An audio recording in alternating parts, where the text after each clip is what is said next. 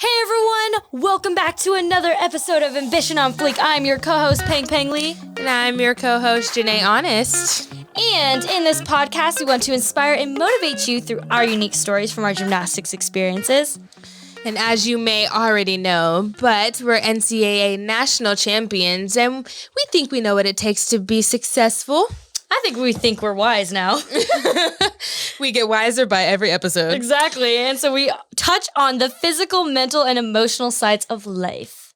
In today's episode, we are going to talk about a very specific topic that has been mentioned multiple times. We're going to talk about how to stay positive while you are injured. But before we get on the topic, we always do what our Perfect 10 segment. And what is our Perfect 10 segment, Janay? It's whatever you feel you're proud of. It could be big, it can be small. But if you're proud, you better dang on say it. Dang on, say it. Okay. Honestly. That's a new phrase. I don't even know. I just made it up. Okay. Quotes by Janay. Please don't make that. Oh, dang man. on, say my perfect 10 You better segment. say it. Just say it. Okay, so something I was really proud of today. Something I was really proud of today is that I am leaving to Canada. I know it's been a topic for the past couple of episodes, but I am leaving. It's really sad. I've already cried, so. She really did. We were in our room and Janay started crying. Did you just say our room? Oh my gosh. I meant my room. It just seemed like our room. I think because we're in the room together. I'm getting hot. I was in my room and Janay started crying just thinking about it. And it was funny because she called me and she never calls me past midnight. And she was always asleep. She's always asleep, but she was coming back from a friend's house and she wanted to stop off at my house. And so I thought something was wrong. And she just said, no, I just want to spend time with you. Because it was from really that cute. day specifically. No, you're leaving on Sunday. But basically I only had like 1 week left. Yeah. And now I only have like 6 days, so. We're doing good. But so my perfect 10 segment was, or my perfect 10 moment, was that I have planned out all of my YouTube videos for the next month. And I was super proud because I was telling my YouTube manager, Jerry, that I was getting really stressed out when I go home to Canada because I don't have my infrastructure. I won't have all my friends who want to do YouTube videos with me. I'm going to have to find new friends. It's a very stressful time because I am putting videos out every Wednesday and Sunday, and I have made a commitment to myself to do that. And so I was getting stressed out of all these videos, but I took the time to plan everything and also realistic things. So I was very proud of myself for planning all that out. Okay, so what I'm proud of is I know how to cook, but I'm getting more into it as far as getting a cookbook and making things from scratch, if that makes sense. Because Peng's really good at just whipping things up literally at the top of her head, and I don't know how to do that. I'll have a can of beans, I'll have a can of other something, and then I'll have leftover something, and then just whip out a meal. I'm proud of that too. Like me, I'm used to just, having the Alfredo sauce in a jar and just throwing that into the pasta and adding some chicken and maybe some spices. But I went grocery shopping over the weekend, and I usually meal prep, but I'm getting more into cooking actual meals rather than the typical chicken, protein with the vegetables and the carbs, like with the rice or whatever. I'm very super cookie cutter. That's all what I did in college. And y'all know that I like to eat, but I go through phases and I get tired of things very quickly.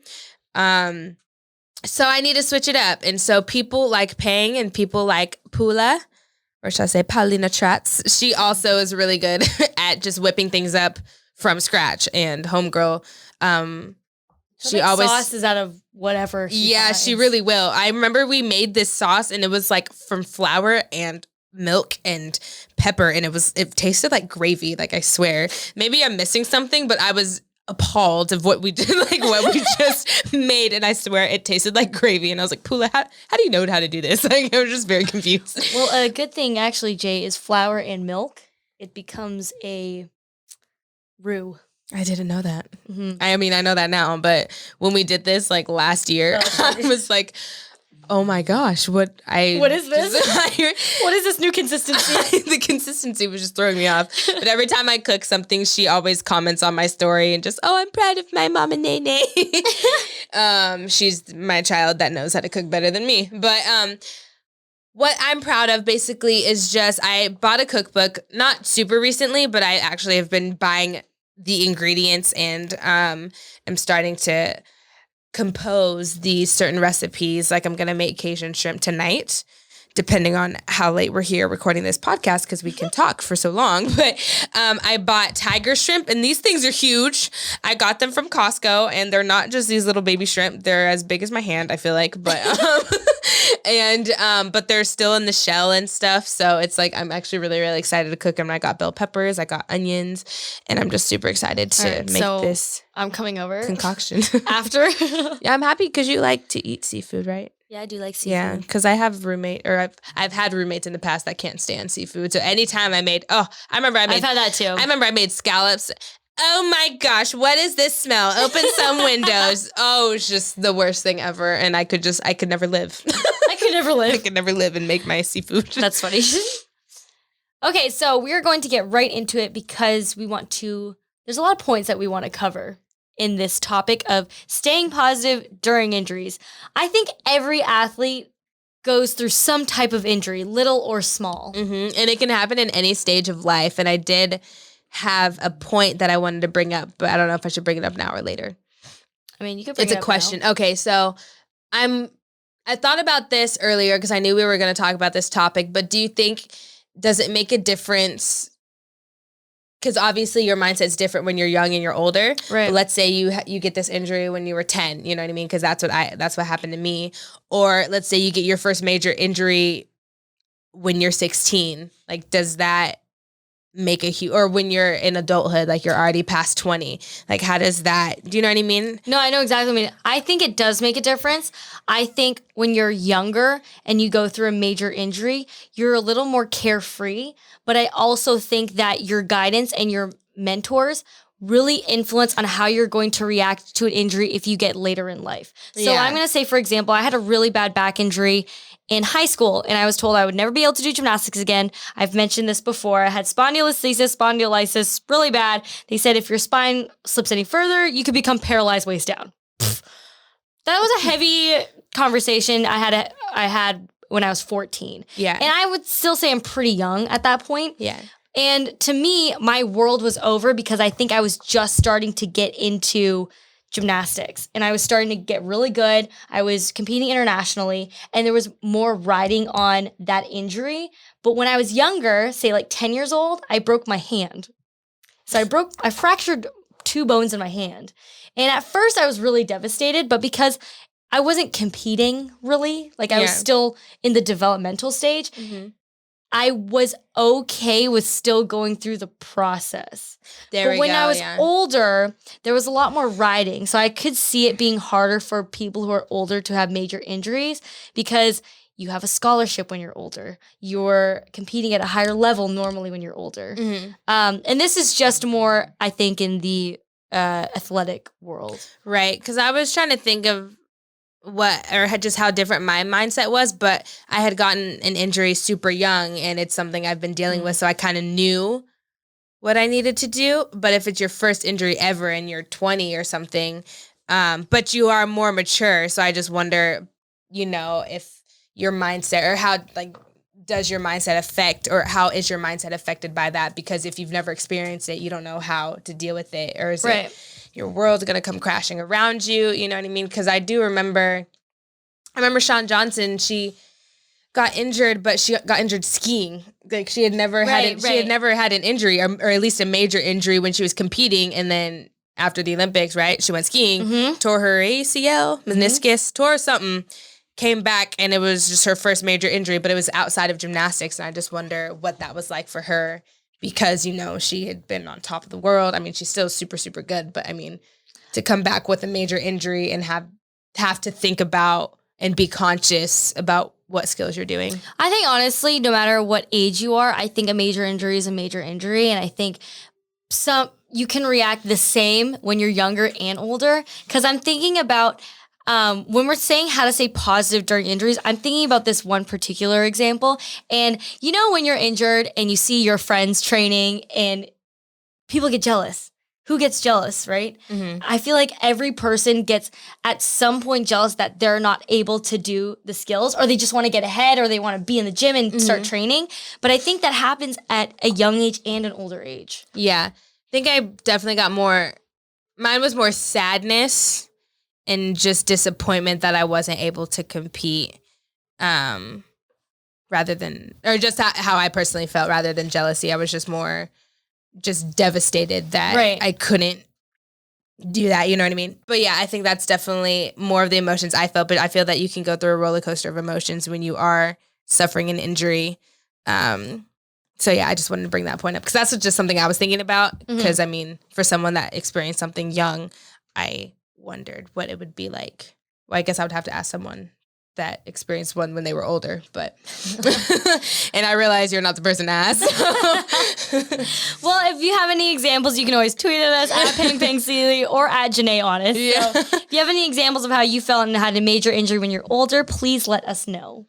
But I did want to touch on, because this is something I definitely struggled with, and it's coming back too soon.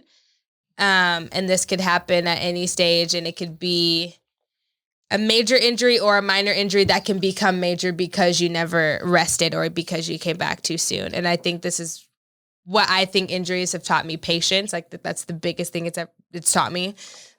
Because you want to get out there and be and compete and do you, but you need to give your body time to heal. And you may think you're ready, and then because there's something that the doctors say, and then there's something that the coaches say, and it's always something different, or from what I experienced at least. No, that's true. There's a good point. I think one of the biggest thing about staying positive during injuries is not feeling the need to rush back. I know it's very hard to get into your head and see all your friends training and also hear your coaches saying, how come you're not doing this? How come you're not doing that? And I think a good way to think about when you are injured and to stay positive is think about the things that you can do instead of can't do.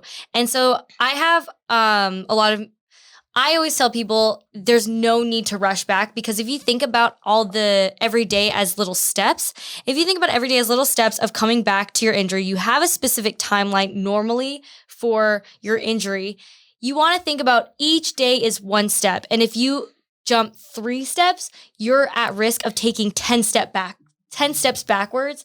And so now you're actually going to take more time rather than less time to heal. And I think, yeah, it's literally exactly what you said. And I think because when you make that decision, coming back too fast is a huge indicator of what your future is going to look like. Because if you do have a relapse, which is what I went through, and I didn't do my rehab and I came back too fast, the same thing happened again, but worse. So I ended up sitting out. What injury was that? It was my knee. So it was my first surgery when I was 13. And what was it? It was arthroscopic drilling. So they basically. Oh my gosh, that sounds so awful. Anything that we're drilling in your body, I don't know. Yeah. So, well, since you threw out your condition or the scientific name, I'll throw out mine. Osteochondritis dissecans. That's what I have in my knee. Still, it's something I'm gonna have to live with forever. But it's basically an area of dead bone and cartilage. And for some reason, when I was younger, the blood vessels were damaged, and your bones and cartilage, they need blood to function. That's why you eat, and that's how the nutrients gets to your body. And for some reason, some of those blood vessels were damaged, and then, my bones started to die and wither away. And this is when I was 10. So it first happened when I was 10, and had my surgery when I was 13. So they drilled holes in my femur so blood can get to that area that was lacking the blood supply. Oh my gosh. Sounds so invasive. It actually wasn't. It was like, look at this little baby right there. That was it. Oh yeah, that's true. She only has a little hole on her knee. You can barely see it too. Oh yeah. I still to this day wonder because I had a picture of like the drill in my knee. It was an X-ray and it looked really, really cool. No, it was just an X-ray though, so there was no blood, no guts. Okay. It was just the picture of the drill in my bone. But yeah, so and my recovery time was about 3 months, but I came back full force in that 3 months, rather than rehabbing for 3 months and then baby steps and jogging, running, just taking those steps. It was more, okay, you're cleared. Okay, well, let's start tumbling full force on the floor. And I was not the biggest fan of rehab. As much as I loved my physical therapist back in Visalia, I just it just wasn't my favorite in rehab. If any of you guys know, it's really hard and you really have to focus more so than just kind of going through the motions. And that was very me when I was younger, just going through the motions. Rehab can be very monotonous, and I think it's really hard to stay positive during injuries because you're hurting. And I really think about this when I was injured. It's really hard to go through day to day when you're actually physically hurting and you're incapable of doing things. Mm-hmm. And I think a lot of the times when you are injured, you start to focus on the things that you can't do instead of the things that you can do. So the reason why I say being positive during rehab is really important is because rehab is there for you to utilize so that you can get back in a timely manner, but also it's there to make you stronger. Even though rehab is really boring, you're actually getting better. So if you can, I think we talked about this in another podcast as well, celebrate those little moments. That'll really help you stay positive during your progression because then you're getting excited about all these little things. Like even if you can do a lunge without pain. Yeah. That's a celebratory moment. It really is. In my opinion.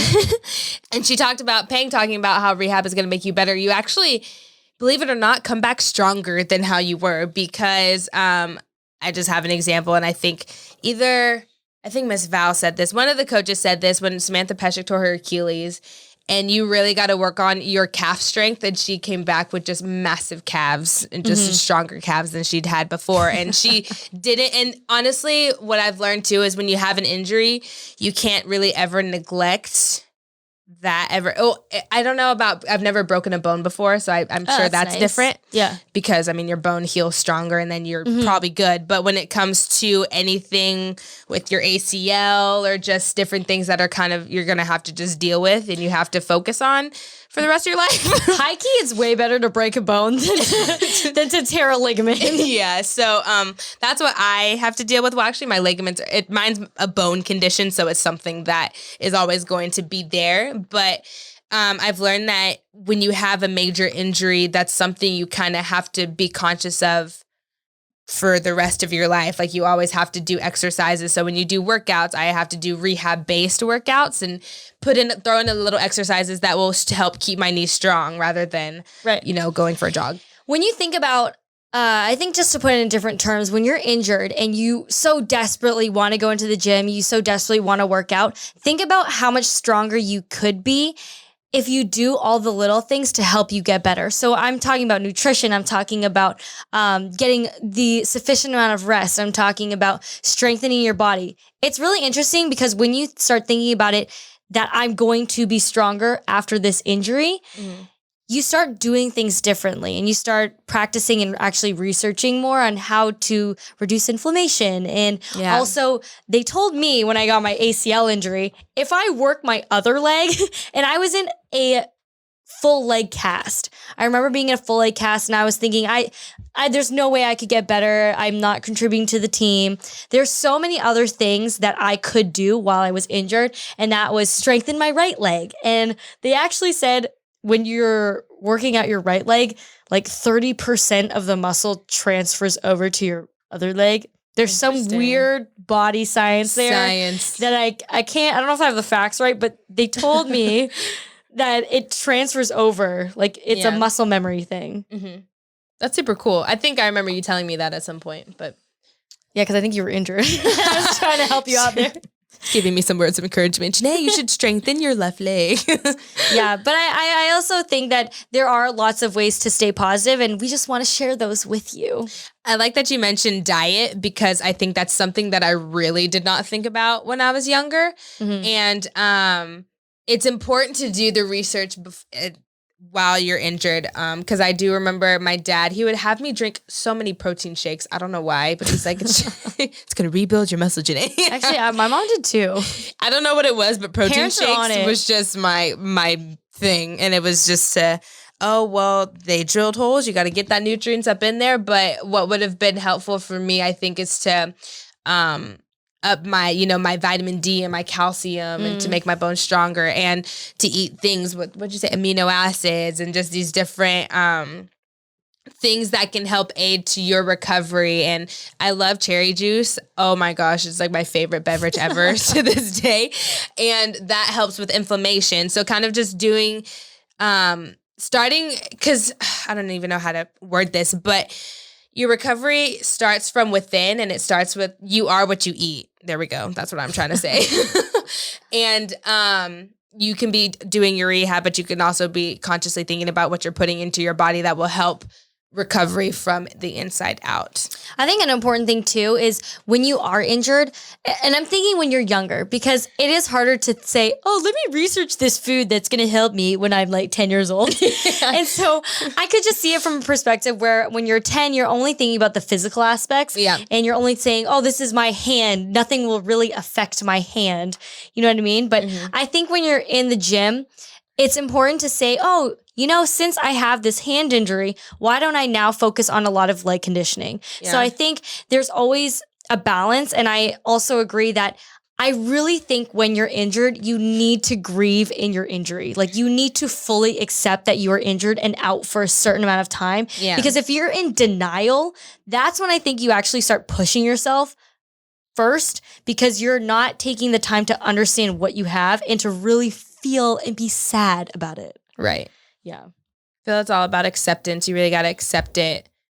And then that will give you the space to move forward in a more positive light rather than pushing your body to the limits. Because I feel that any athlete, we've all pushed our bodies to the limits. But when you have an injury, your body has already reached that limit, and you can't even, your body's not even at 100% at that point, and you're trying to push past that 100% or push to that 100%, but your body's at 70. So you're kind of being counterproductive. And like Peng said, you're going to be taking 10 steps back. And let's say your recovery time, or let's say you were supposed to be released in June and now it's in August because you ran, or you know what I mean? But I think it's definitely important to figure out and be creative in what you can do. Because I did have a question someone asked me on Instagram. Ooh, let's hear your question. And her name is Annalise _ I'll say Gerlach. I'll just throw that little flair in there. But she said, hi, I listened to your podcast and I was wondering if you have any advice on getting over injuries. I broke my big toe and I'm struggling finding things to do at gymnastics practice. And I feel that it's hard to be... You really got to be creative with it, but I think what Peng said, focusing on what you can do and maximizing that. It's hard when you have a lower extremity injury because you have to walk. You have to walk and stuff. Like regardless of your hand, you can run. Well, I don't know if you can run. I've never really. That's probably. But you can do leg stuff and focus on your leg strength. But I think something I took a lot of pride in was at UCLA, we had 4-hour practices. And even though I had a knee injury, I've always found something to do. And it might have just been me hopping around and just going on the beam, literally standing on the beam and doing mental sets. And I think that's something that you can do while you're injured. And that is, your mind is probably the strongest muscle. And I feel like after I came back from my injuries, that's why it was a lot more seamless to me when I did come back, because I had trained those routines so many times. And we've talked about this too, that your brain actually doesn't know the difference when you're doing the skill or when you're doing it in a mental set. Yeah. And so I think when we say be creative, that it is completely your time to be creative. And if you run out of things, the ball is in your court. And a lot of the times it's really good to talk to somebody, especially a coach, depending how comfortable you are with the coach, to talk to a coach, to talk to somebody about what do you think I can do to get better? Because you still want to make training fun and you still want to go through your rehab in an enjoyable way. Even no matter how monotonous it gets, no matter how boring it gets, that's why we kind of say celebrate the little moments of, I did a handstand today, or I was able to finally jump on the beam or something, or I got my cast off, or just little things so that it gets you excited about your rehab and it doesn't force you to jump steps. Right. I think, and that's kind of reminding me about just my recent surgery. I literally I literally would post every little thing. from the first steps I took in 4 weeks because I was on crutches for 6 weeks, and that was the longest I've ever been on 6 weeks. And it's all about it really is. Your arms get tired, y'all, and those are the friends that you just don't want to have with you always. But I definitely think it's all about how you look at it and the mindset you have towards it, because you can think, oh my goodness, I get to walk today, rather than thinking, oh goodness, I am walking today, but I have like 9 more months before I can run. Right. So you really have to kind of just change your mindset and change the dialogue you're telling yourself. So I really would post first steps in 6 weeks. And then I had this machine that I don't think you ever used it, the BFR. Mm-mm. Oh, it's the worst thing ever. What is it? It's basically BFR. I forget what that stands for actually, but imagine a blood pressure cuff on your leg. It could be on your leg or on your arm. And for upper extremity, it cuts off 50% of the blood flow. Ooh. For lower extremity, it cuts off 80%. And then you have to do exercises with it. Yes, I cried a bunch of times. And my leg would get purple. But the point of it is that you don't have to do massive reps because you're getting the same result as far as building up the lactic acid and building up your muscle because you're not getting that blood flow. So it's breaking down your muscle, and you don't have to do 1,000 reps. You can just do 10. Interesting. So, and I would post the different weights I would have on, from moving from a 3-pound weight to a 5-pound weight up to a 20-pound weight, because y'all, I had to find something to make it positive because I really was crying. I cried at least probably 5 times throughout this whole process. And because I knew I had to do it and I knew it would make me stronger, and I don't think my leg has ever been this strong in my life, to be honest with you. But, and it was funny too, because the physical therapist, they would they would kind of just laugh at my pain. Like, come on, really, Janay? Like, you're fine. I was like, no, I'm dying. But my point is just kind of that was just me giving an example of celebrating those little things. And I think it can get, I remember getting bored. It can get so frustrated and boring. Yeah, and I remember getting super bored when I was little. And they just tell you, oh, do these exercises. But honestly, something that I definitely should have done more of is focusing on my flexibility. Like, you can stretch a ton, and really focusing on those weak things that you don't think you need. But I think that's what's important, of asking an outside perspective, like, hey, what do you think I should work on? I need help. And it's okay to ask for help, because you can only think of so many things to do if you're super limited. And I think when you're younger too, it's hard because you aren't as worldly. And I think you're not as worldly in the way where you know exactly every single aspect that you need to work on. And it is kind of frustrating because you always want to do something you love and not the things that you don't like. Yeah. But I invite you to think, when you are injured, to just be open-minded. And I think having an open mind when you're injured is going to be beneficial to you, because now you're open to different hobbies. Now you're open to different types of medicine that maybe you have never tried. Mm-hmm. And I think that's really important, because it's all there to help you. And there's so many tools to help you while you're injured. And why not utilize it? I think that's one of the things when you are injured, something that helps you stay positive is being open-minded, because then you have so many options to help you as a person stay happy and to stay active and to help your recovery be seamless and smooth. Okay, this one's interesting because I definitely have known people that have this issue too. Hi, my question was so long that it didn't fit. Oh, it was probably when I put it on my ask a question thing. Oh. This question's from Jeanette.bd, and it says, or she said, how do you stay motivated if you have had an injury for 8 to 9 months and you have no answer of what's wrong with you? So I had a back injury in high school, and I did not know what was wrong with me for 6 months, I want to say, until I got results. It is the most frustrating time, and I will be honest, you go into kind of a dark place because you don't know what's wrong with you. You're hurting every single day, and it's something that it can be a huge emotional toll. Mm-hmm. And I remember when I got those answers of what was wrong with me, it was like everything it was really hard to get to hear those results, but everything was looking up because now I knew exactly what was going on. Right. The thing when you are, the advice that I have when you are going through that, because I remember it just being really hard. You have to take a step back of what you're doing and take those rest days.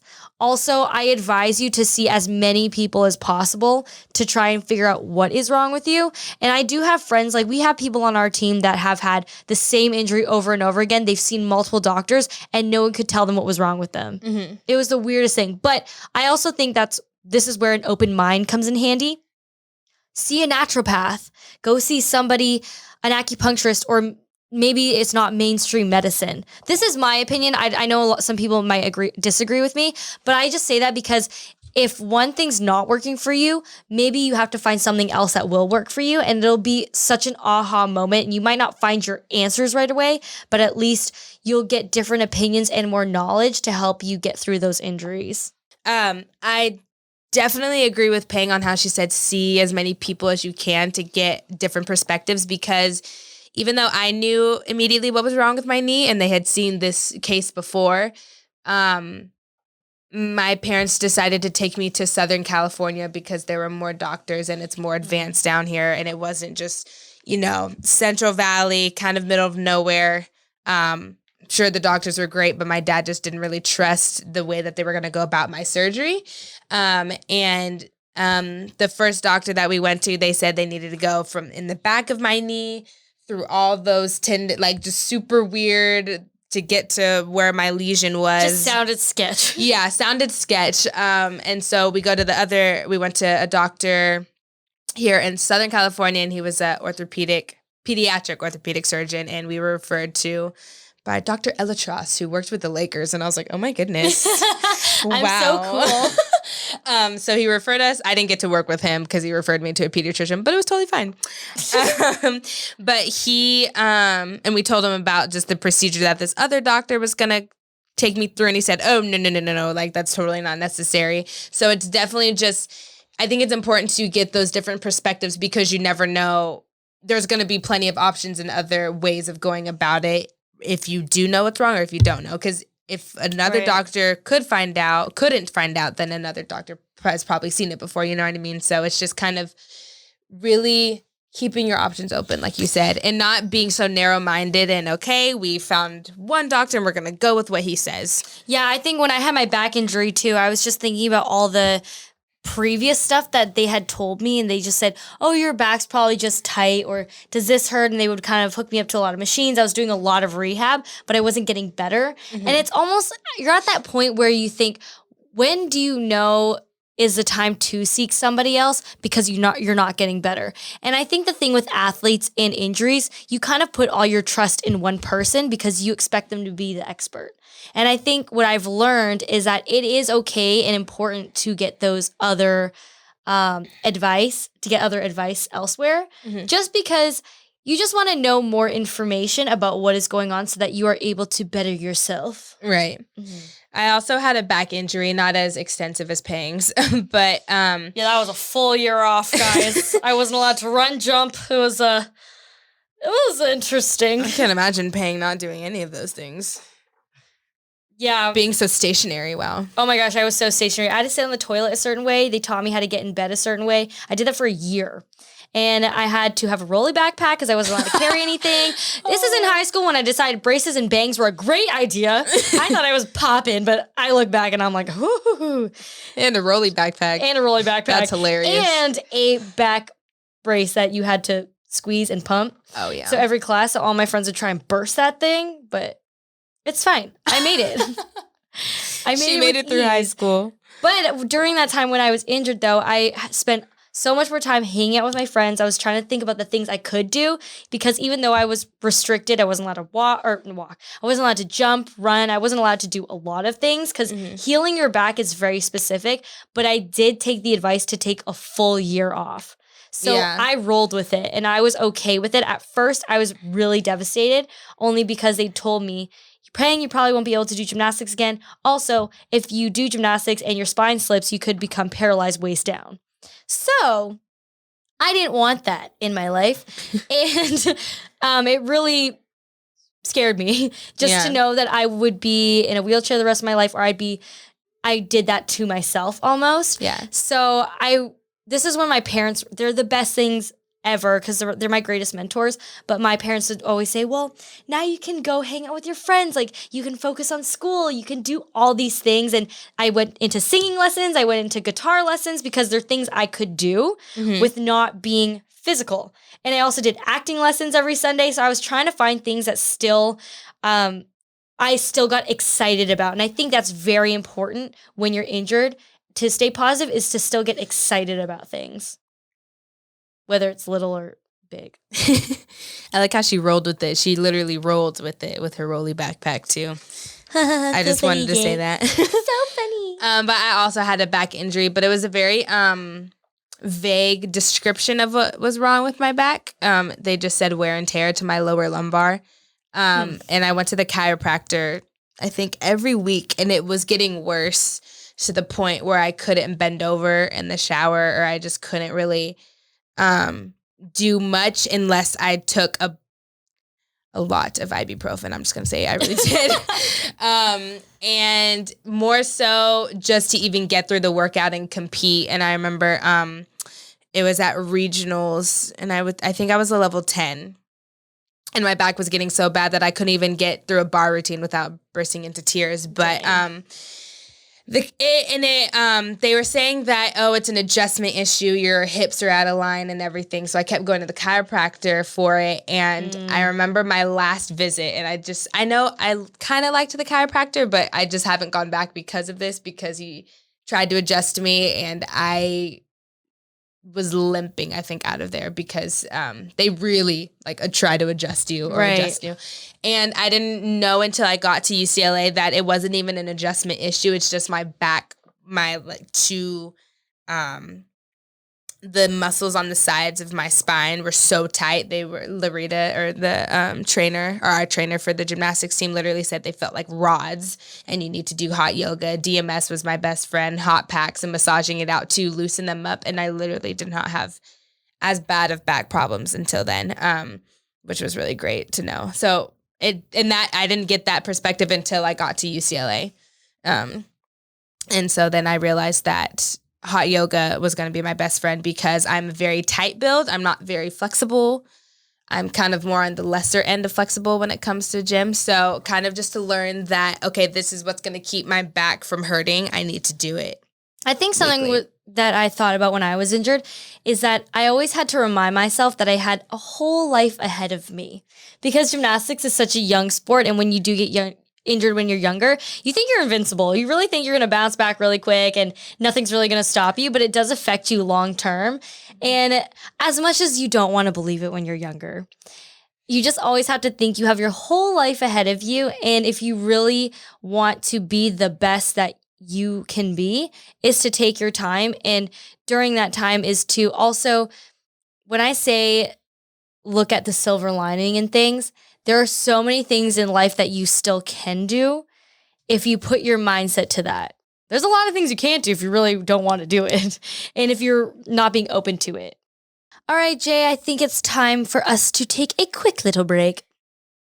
We'll be right back. Welcome back, everybody. We are going to continue our topic on how to stay positive during injuries.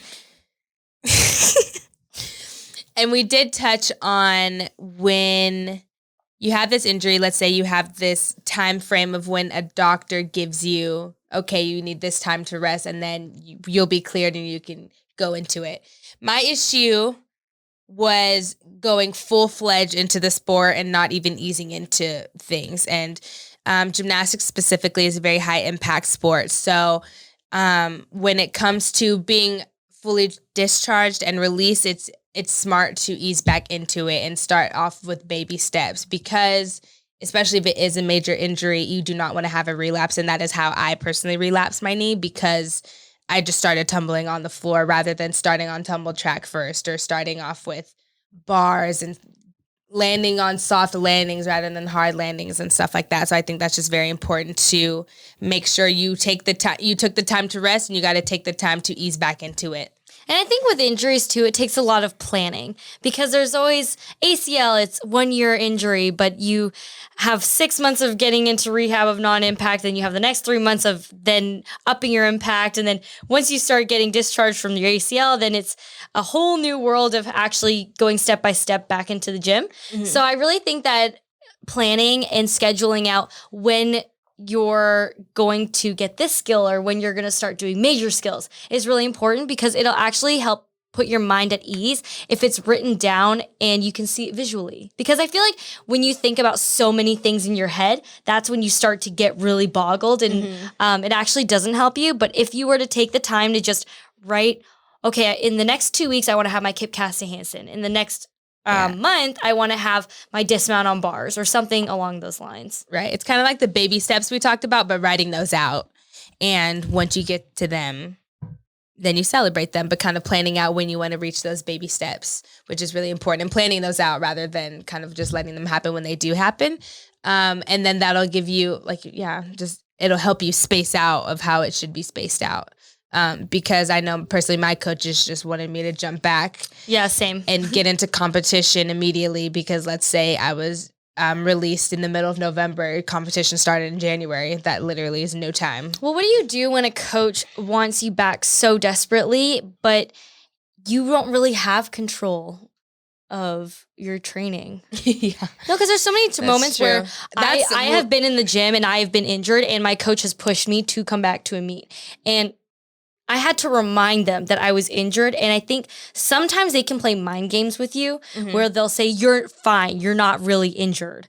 And in your mind, you are. But I think sometimes I had problems with vocalizing how I was feeling because I felt so not unempowered. So I definitely have been in a place where I feel rushed back from my coaches, but I also think that it's important to vocalize when you do have your injuries and to remind them that you're injured and that, listen, I'm cleared, but I shouldn't just hop right back into it. And I have a roommate, Melissa. She is also a coach and she always comes back with stories. And I just love that she loves to coach because it's just amazing. And she loves helping out these kids, but she has kids that are injured and they'll tell her, oh, I can't do this and I can't do that. And I just want to encourage that it doesn't come from a perspective of making excuses of why you can't do something because you can always work on something else. But I think that it is important to tell your coaches that, hey, listen, this is really hurting me today. Can I work on something else rather than, oh, hey, I'm hurting today. Can I just sit here and And I think it's good to negotiate with them. And it's also telling them, hey, you know what? I don't feel ready to be on this. Look, how about this? For the next day, for tomorrow, I will do it by the end of the week. So it's kind of negotiating with them, but I want to encourage you to not be scared to vocalize your emotions and your injury because injuries are serious. It shouldn't be taken lightly. And I think if you can negotiate with your coaches, but say it in a positive manner to say, I will get this by the end of the week. I just feel I need to do a couple of more rehab skills before or a couple of more strengthening exercises so I can do that dismount with ease or something like that. And they'll be very proud and surprised when you come up to them with a plan too, which is, I think is important as to why Peng said you need to plan it out because if you come up to them and he's like, hey, I have this plan. I know I'm cleared, but I need this amount of time to do this because I don't want to get re-injured. And I think another thing that's important is that when you have a major injury or an injury that you have to live with for the rest of your, athletic career, it's important to keep that in mind when you do your exercises. You may need to warm up a little extra. You may need to focus a little bit extra on your calves or your shoulders or, do a little shoulder rehab before you go on bars because you need to reinforce the strengthening exercises that you work so hard on in rehab. Because that's something I struggled with too, because I'm thinking, oh, I'm done with rehab. I don't have to do rehab anymore. I can just go back to my normal training, which in reality you don't. You actually do need to reinforce the strengthening exercises that you did while you're in rehab, right? To get your knee to the point to where it is now, or whatever injury you had, not just your knee. We're just talking about knees right now. I think it's when your coaches aren't necessarily listening to you, that is the biggest challenge. But I really loved having meetings with them. I actually sometimes would ask them, "Hey, can you talk for a quick second?" Wow, I was But the in reason club too. it wasn't natural to have meetings with your coaches in club because I feel like you're so busy during the day that you plan it out at practice. Yeah. But I also think if you're planning it out at practice, you don't have the time to plan out what you're thinking to approach them. Yeah. So I think it's almost better if you aren't able to meet with them to have kind of a pre-plan before you talk to your coaches in the gym.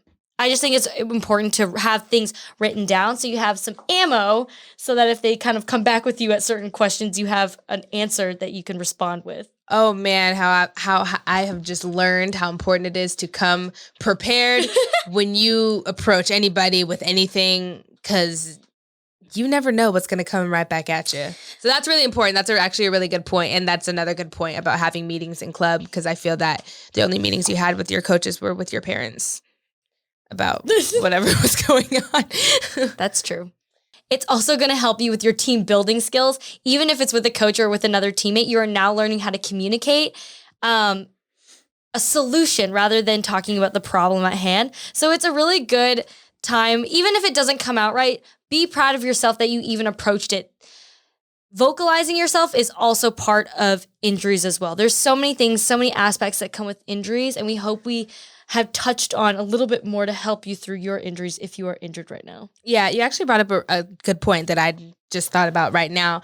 Sportsmanship. So I don't think we talked about this, but when you see your other teammates competing and you can't, it's going to help you teach you how to be a teammate in another aspect because you're not training with them. So how can you be supportive to them when you're on the sidelines? And it also helped distract you. I know, because remember we talked about the jealousy at the beginning of the episode. Yeah, I know. Yeah, because we touched on it a little bit. But. Right. But I think when you are focusing on something else, that also helps you to stay positive because now your energy is somewhere else besides your injury, and your injury can be subconscious and it will allow to let it heal. Mm-hmm. And I think that's also going to allow a time of growth because you're not focusing so much inward and you're focusing on how you can help your teammates because they are your teammates and you want them to succeed inevitably. And that's going to teach you just to, okay, I can't compete right now, but how can I be there for my team? How can I help, build them? How can I be there for them as far as support or just, whatever they need? Or because as you're working on yourself and becoming better so you can be there as a teammate competing with them, it's going to be a really good lesson to learn sportsmanship through your injury because you're going to be on the sidelines watching. I think just to close off this episode, I think one of the most important things that Janay and I discussed is definitely to stay open-minded and that there is always a silver lining. And I think we always forget about that while we're injured because we're hurting. But I really think that we just encourage you to be open-minded and encourage you to see all the other things that you can do, whether it's a mental set, whether it's conditioning and working on your weaknesses. We hope that you're able to get through your injuries and also get stronger at the same time. I want to encourage you to practice daily optimism too. Thank you everyone for listening to another episode of Ambition on Fleek. Make sure you tweet at us at Peng Peng Lee or at Janay Honest with all of your questions regarding injuries. We know this has been a big topic and this question always comes up when I talk to little gymnasts or young athletes. Injuries is going to be just a huge part of your life if you do encounter it as an athlete. So we hope that our little 2 cents can give you some more insight and just inspire you of what you can do when you do have an injury. So make sure to like, share, subscribe, rate, review on wherever you listen to these podcasts. And Ambition on Fleekers. We will see you next time.